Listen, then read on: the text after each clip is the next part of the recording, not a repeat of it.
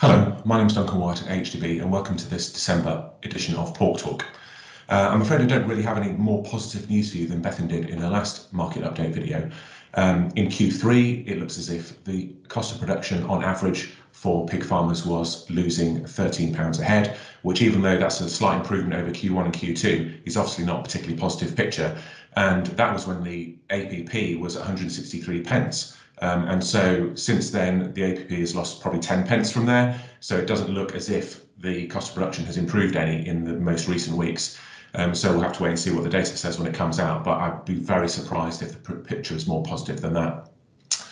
In October, 950,000 clean pigs were slaughtered, bringing the year's total to 9.4 million. So that's more than was slaughtered in September slightly, but not quite as many as were slaughtered in October of last year.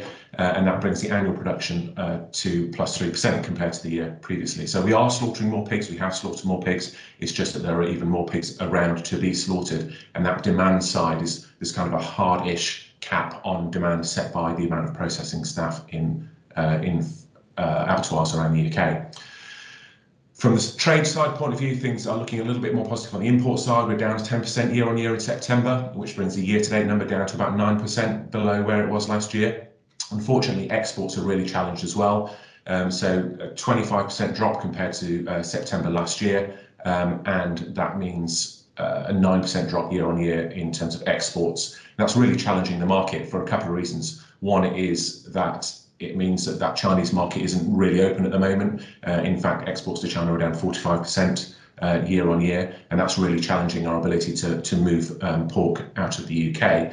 And it's also the same situation for Europe really as well, which means that there's lots of cheap pork in Europe. European prices are low and they're weighing on the SPP here. So what does this mean for the future? I think it means that we're going to have to wait probably until the springtime. You know, if what we understand from the National Pig Association in terms of their members' actions that they're taking, it sounds like that might be the spring when we start to see that supply side tighten up a little bit, and through into the summertime when it looks as if that supply-demand balance is going to be redressed a little bit.